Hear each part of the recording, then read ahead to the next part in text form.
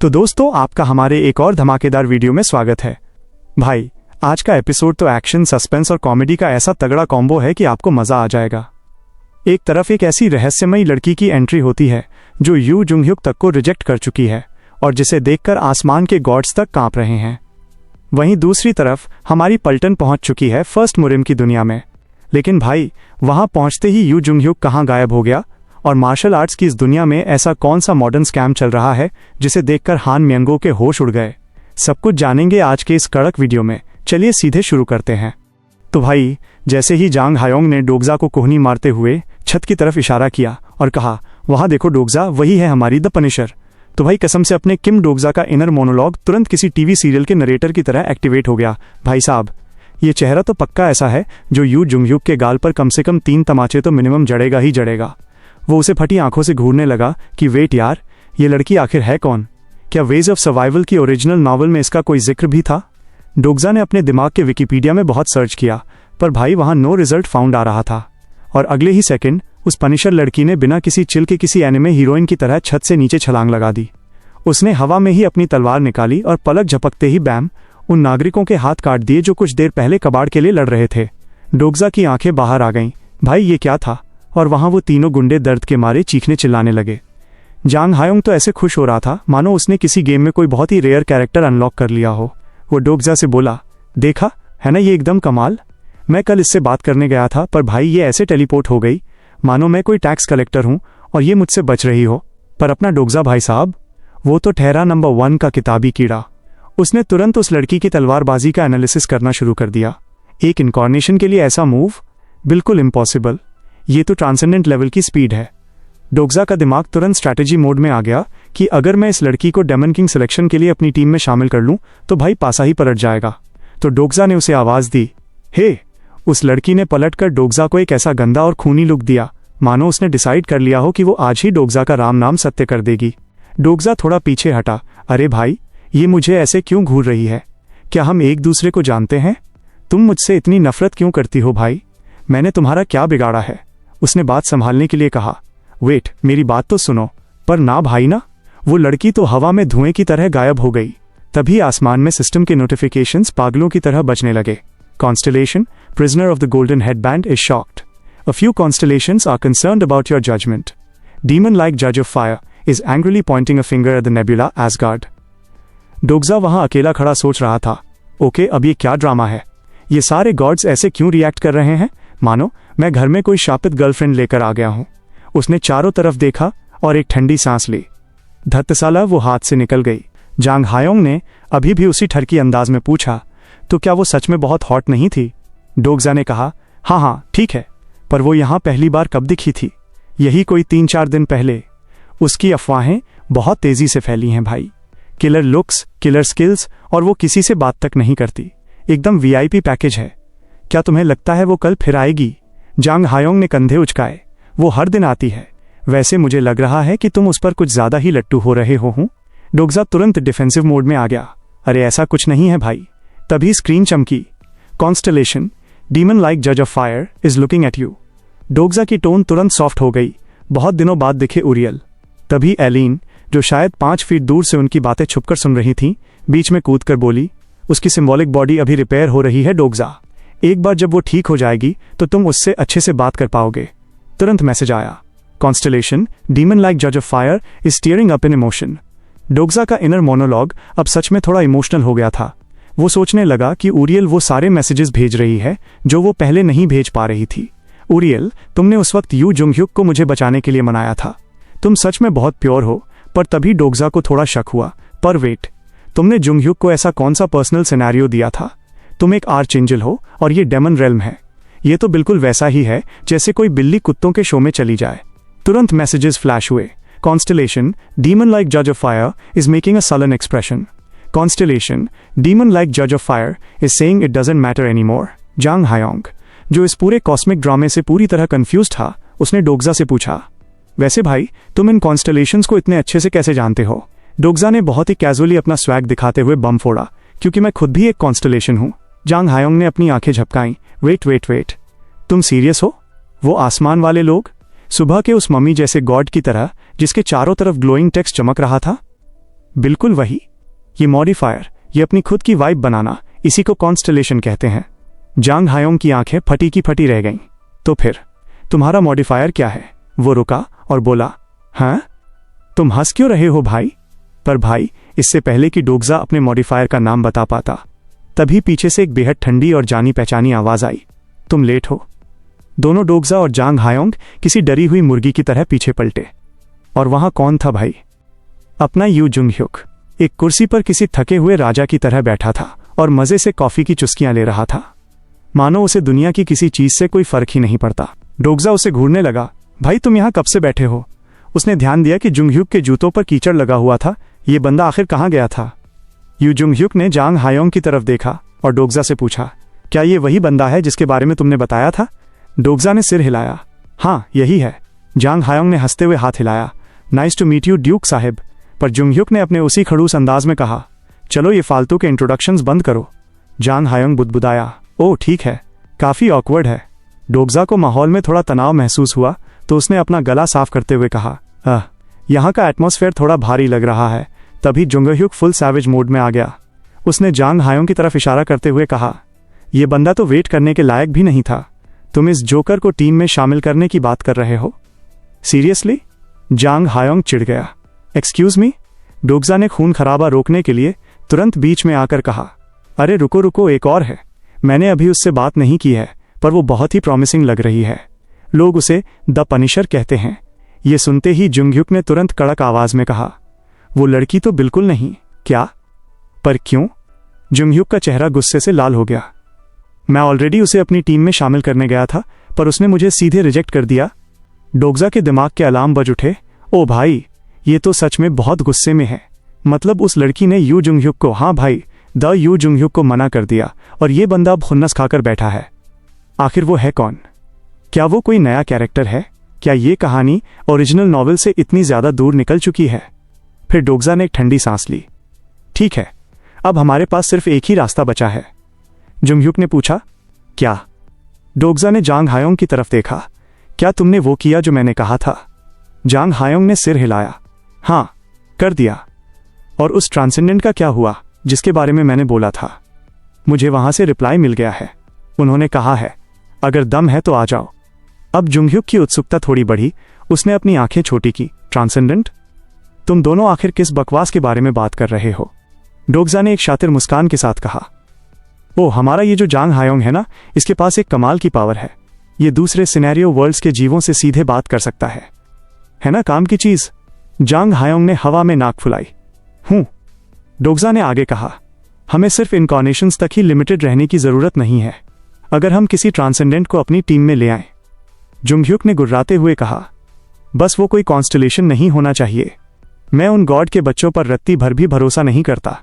ठीक है भाई, पर ट्रांसेंडेंट से तो तुम्हें कोई प्रॉब्लम नहीं है ना? डिपेंड करता है। क्या तुम्हारे दिमाग में कोई नाम है? डोगजा मुस्कुराया, मैं सोच रहा हूं कि हमें फर्स्ट मुरिम चलना चाहिए। और भाई, अपने यू जुंग ह्युक ने लिटरली अपनी आंखें झपकाईं। फर्स्ट मुरिम? डोगजा ने बेहद सीरियस होकर सिर हिलाया, हाँ, वहीं पर दुनिया के सारे बड़े बड़े ट्रांसेंडेंट्स रहते हैं। मुझे लगता है कि हमें वहां breaking the sky sword saint से मदद मिल सकती है। अब भाई यहां थोड़ा पॉज लेते हैं कॉन्टेक्स्ट के लिए, क्योंकि ये कोई ऐरा गहरा नाम नहीं था। वेज ऑफ सर्वाइवल की नॉवल में जब भी इस बात पर बहस होती थी कि इस पूरी दुनिया का सबसे स्ट्रॉन्ग ट्रांसेंडेंट कौन है, तो हमेशा इसी breaking the sky sword saint का नाम आता था। वो लिटरली एक चलता फिरता फाइनल बॉस थी।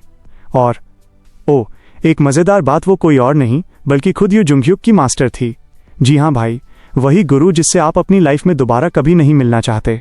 जुंग ह्युक ने अपनी आंखें छोटी की और पूछा, सिर्फ वही क्यों? डोगजा ने लॉजिक देते हुए कहा, देखो, उसे इस बात से कोई फर्क नहीं पड़ता कि कौन ऑर्थोडॉक्स मुरिम का है या कौन अनऑर्थोडॉक्स का। और वैसे भी जब मदद मांगनी ही है तो दुनिया के सबसे स्ट्रांग बंदे से क्यों न मांगी जाए? पर जुंग ह्युक ने उसे सीधे सिरे से खारिज कर दिया, बिल्कुल नहीं। डोगजा ने उसे घूरा, पर क्यों भाई? जुंग ह्युक का चेहरा ऐसा हो गया मानो कोई नखरेबाज बच्चा पेरेंट टीचर मीटिंग से भाग रहा हो। उसने कहा, बस नहीं, मतलब नहीं, मैं उस इंसान के सामने नहीं जाऊंगा। डोगजा मुस्कुराया और उसने असली धमाका किया, बहुत देर हो चुकी है भाई, मैंने ऑलरेडी टिकट्स बुक कर दी हैं। और तभी साइड से अपनी व्यू चीखी, बाबा। वो छोटी डोकाई भी लड़की फुल एक्साइटेड थी। ठीक उसी वक्त सिस्टम का नोटिफिकेशन आया, अ न्यू सब सिनारियो हैज अराइव्ड। डोगजा ने पलटकर जुंग ह्युक से कहा, सोचो इसके बारे में। भले ही हमें स्वॉर्ड सेंट की हेल्प ना मिले, पर फर्स्ट मुरिम में हमारे काम की बहुत सारी चीज़ें हैं। वो जगह 20वें से लेकर 40वें सिनारियो के खतरनाक लोगों से भरी पड़ी है। वहाँ हमें हिडन पीसेस, इंटेलिजेंस और कई सारे सीक्रेट्स मिल सकते हैं। अगले सीन में भाई हमारी ये पूरी पलटन बाहर खड़ी टेलीपोर्ट होने की तैयारी कर रही थी। डोग्जा ने एलिन की तरफ देखा और बहुत ही चिल्ड अंदाज में कहा, मैं इस इंडस्ट्रियल कॉम्प्लेक्स को तुम्हारे भरोसे छोड़ रहा हूँ एलिन, और मार्क तुम भी ध्यान रखना। मार्क ने उसे ऐसे देखा मानो उसका दिमाग खराब हो गया हो। सीरियसली डोग्जा? भाई मैं एक बार का ओनर हूँ, बार का। तुम पूरा का पूरा साम्राज्य मेरे सर पर क्यों फोड़ रहे हो? और तभी बूम, अपना हान मैंगो न जाने कहां से भागता हुआ आया। वो पूरी तरह पैक था, मानो किसी स्कूल पिकनिक पर जा रहा हो। उसने कहा, ऑलराइट बॉयज, सब आ गए, चलो अब चलते हैं। डोग्जा ने अपनी आंखें झपकाईं। वेट, तुमने पैकिंग कब की भाई? हान मैंगो ने एक अजीब सी स्माइल दी। देखो, अगर मैं पीछे छूट गया तो काफी ऑकवर्ड लगेगा, और वैसे भी मैंने अर्थ पर बहुत सारी मुरिम की नॉवेल्स पढ़ी हैं। मुझे इस मार्शल आर्ट्स की दुनिया का अच्छा खासा एक्सपीरियंस है। डोग्जा ने उसे एक साइड लुक दिया कि हाँ भाई रहने दो, पर अंदर ही अंदर डोग्जा को अच्छे से पता था कि ये हान मैंगो का खुद का फैसला नहीं है। ये पक्का उसका बॉस एस्मोडियस है जो उसके कान में फुसफुसाकर ये सब करवा रहा है। तभी सिस्टम के मैसेजेस आए। The demon king of rage and lust is watching you. Constellation, demon like जज of fire is glaring at demon king Asmodeus. Dokja ने मन ही मन एक ठंडी सांस ली। सॉरी ऊरियल, पर मुझे नहीं पता कि नॉवल के इस बदले हुए वर्जन में आगे क्या होने वाला है। मुझे अभी के लिए एस्मोडियस की गुड बुक्स में रहना ही होगा। सर्वाइवल पहले, ड्रामा बाद में। जुंगह्युक बुदबुदाया, ये बहुत ही चिढ़ाने वाला है। और जांग हायोंग ने तुरंत पलटवार किया, क्या तुम कभी अपना मुंह बंद नहीं रख सकते? डोग्जा ने एक थके हुए नैनी की तरह बीच में आकर कहा। ओके बाबा, बहुत हुआ, अब चलो। जांग हायोंग ने धीरे से कहा, मैं पहली बार इस डेमन रन से बाहर जा रहा हूँ। ब्यू फिर से चीखी। बाबा। डोग्जा मुस्कुराया, हाँ भाई, अब चलने का टाइम आ गया है। उन्होंने सीधे डायमेंशनल गेट के अंदर छलांग लगा दी और कुछ मिनटों बाद बैम, वो जमीन पर लैंड हुए। हान मैंगो ने चारों तरफ देखा और बोला, तो यही है वो जगह हूँ? वहीं दूसरी तरफ अपनी जांग हायोंग का चेहरा ऐसा था मानो वो अभी उल्टी कर देगी। उसने कहा, उफ, मुझे बहुत चक्कर आ रहे हैं यार। तभी लोकेशन का कड़क नोटिफिकेशन आया, you have arrived at the azure dragon pavilion. Dokja ने जैसे ही चारों तरफ देखा, उसे एक बहुत ही बड़ी गड़बड़ रियलाइज हुई। साला, यू जुंगह्युक कहाँ गया? उसका पैनिक मोड एक्टिवेट हो गया। क्या वो खड़ूस बंदा सच में सिर्फ अपनी पुरानी मास्टर का चेहरा न देखने के चक्कर में हवा में ही गायब हो गया? और भाई मुसीबत ये थी कि ये कोई नॉर्मल टूरिस्ट स्पॉट नहीं था। वो लोग इस वक्त फर्स्ट मुरिम के सबसे बड़े और सबसे मजबूत फोर्ट्रेस सिटी में खड़े थे। तभी और मैसेजेस आए, constellation, prisoner of the golden headband is highly interested. Several constellations feel nostalgic seeing the first murim। जांग हायोंग ने एक गहरी सांस ली और कहा, यह जगह तो बहुत ही ट्रेडिशनल दिखती है, क्या इसे ऐसा ही फील होना चाहिए? डोग्जा ने सिर हिलाया, हाँ भाई, एक क्लासिक मुरिम की दुनिया ऐसी ही दिखती है। तभी डोग्जा के पेट में चूहे कूदने लगे। उसने मन ही मन सोचा, अब जब मैं यहाँ आ ही गया हूँ तो मुझे यहाँ का लोकल फूड जरूर ट्राई करना चाहिए, खासकर वो गर्मा गर्म चिकन सूप और स्टीम पोक बंस, बिल्कुल वही खाना जो यू जुंगह्युक नॉवल में हमेशा यहाँ खाता था। भाई मैं जब रात को नॉवल में इसके बारे में पढ़ता था तो मुझे इतनी भूख लगती थी कि मैं सीधे भागकर कन्वीनियंस स्टोर से सस्ते वाले पोर्क बंस खरीद लाता था। पर हान मैंगो वहां खड़ा पूरी तरह कंफ्यूज दिख रहा था। उसने कहा, वेट, यहाँ कोई भी बंदा ट्रेनिंग क्यों नहीं कर रहा है? वो छतों पर उड़ने वाले लोग कहाँ हैं भाई? डोग्जा ने एक ठंडी सांस ली। भाई, लोग अपनी अल्टीमेट मार्शल आर्ट्स को ऐसे सड़कों पर खुलेआम शो ऑफ नहीं करते। तुमने इतनी सारी मुरिम की नॉवेल्स पढ़ लीं, पर तुम्हें इतनी सी बात समझ नहीं आई? हान मैंगो एक्साइटेड होकर बोला, तो इसका मतलब यहाँ मार्शल आर्ट्स के मास्टर्स हैं ना, और बड़े बड़े ट्रेनिंग हॉल्स भी होंगे? डोग्जा ने कहा, ऑफ कोर्स हैं। महान मैंगो अपनी एड़ियों पर कूदते हुए बोला, भाई मैं तो बहुत एक्साइटेड हूँ। डोग्जा ने उसे देखा और अंदर ही अंदर सोचा, बेचारा, इस मासूम के मार्शल आर्ट्स के रोमांटिक सपनों का अभी बहुत गंदा कचरा होने वाला है। तभी जांग हायोंग ने अपनी आंखें झपकाईं और सामने से गुजर रही भीड़ की तरफ इशारा करते हुए बोली, वेट, उन लोगों ने डेनिम की जीन्स क्यों पहन रखी है? डोग्जा ने कंधे उचकाए, क्यों नहीं पहन सकते भाई? पर मुरिम की दुनिया में जीन्स? डोग्जा ने कहा, वो पक्का हमारी तरह ही कोई टूरिस्ट्स या लो टियर मर्चेंट्स होंगे। मुझे पता है तुम क्या एक्सपेक्ट कर रही थी, पर स्टार स्ट्रीम के आने के बाद आज की मॉडर्नाइज्ड मुरिम की दुनिया ऐसी ही दिखती है। ये सुनते ही हान मैंगो का दिल पूरी तरह टूट गया। वो सीधे एक कोने में जाकर बैठ गया और रोते हुए बोला, ये वो मुरिम बिल्कुल नहीं है जिसकी मैंने कल्पना की थी। कुछ ही देर बाद जब डोगजा और जांग हायोंग वहां के एक लोकल निवासी से इन्फॉर्मेशन इकट्ठा कर रहे थे, तभी हान म्यंगो किसी एक्साइटेड बच्चे की तरह बीच में कूदा और उस दुकानदार से सीधे पूछ बैठा, भैया यहाँ सबसे पास में बड़ा वाला ट्रेनिंग हॉल कहाँ है? उस दुकानदार ने म्यंगो को देखा और मजे लेते हुए बोला, लगता है नए खिलाड़ी हो, मार्शल आर्ट सीखनी है क्या? म्यंगो ने बड़े गर्व से सिर हिलाया, हाँ भाई, अगर कोई बंदा मुरिम की दुनिया में आए और वो कोई अल्टीमेट टेक्निक ना सीखे तो वो कैसा मर्द हुआ? ये सुनते ही वो दुकानदार जोर जोर से हंसने लगा। बेटे, तुम्हारे पास गुर्दा तो है पर तुम थोड़े कंफ्यूज्ड हो। आज के ज़माने में यहाँ ट्रेनिंग हॉल्स में कोई मार्शल आर्ट्स नहीं सीखता है। क्या मतलब? हान म्यंगो अब पैनिक होने लगा था। तभी सिस्टम का नोटिफिकेशन आया, कैरेक्टर चू गुमयोंग यूजेस बार्गेनिंग आर्ट्स। उस दुकानदार ने एक शातिर मुस्कान दी और बोला, तुम्हारा मतलब वो पुराना तरीका जहां तुम तब तक पसीना बहाते हो जब तक तुम बेहोश न हो जाओ? भाई, वो पुरानी फिजिकल ट्रेनिंग अब सिर्फ उन छोटे और पिछड़े हुए मुरिम वर्ल्ड्स में होती है जो डबल डिजिट वाले सिनारियों में फंसे हुए हैं। आज के इस फर्स्ट मुरिम में कोई भी वैसे ट्रेनिंग नहीं करता। म्यंगो पूरी तरह ब्लैंक हो गया। तो फिर तुम लोग यहाँ मार्शल आर्ट सीखते कैसे हो? डोगजा ने मन ही मन सोचा। ओ भाई, लो आ गया वो मोमेंट। उस दुकानदार ने एक शातिर स्माइल दी, अपने काउंटर के पीछे हाथ डाला और एक बेहद चमचमाता हुआ मॉडर्न स्टोरेज केस निकाला और उसे जोर से टेबल पर पटकते हुए बोला, इनकी मदद से। हान म्यंगो तुरंत आगे झुका, उसकी आंखें फटी की फटी रह गईं। वेट, आखिर ये चीजें क्या हैं? तो दोस्तों, आज का वीडियो यहीं तक था। उम्मीद है फर्स्ट मुरिम की इस मॉडर्न दुनिया और हान म्यंगो के टूटे हुए सपनों का मजा आपको आया होगा। अगर वीडियो अच्छी लगी हो तो भाई वीडियो को लाइक और चैनल को सब्सक्राइब करना बिल्कुल मत भूलना। कमेंट्स में मुझे ज़रूर बताना कि आपको क्या लगता है उस बॉक्स के अंदर कौन सा सीक्रेट छुपा हुआ है। मैं आपसे मिलता हूं अगले एक और धमाकेदार वीडियो में। तब तक के लिए अपना ख्याल रखें और स्टे ऑसम।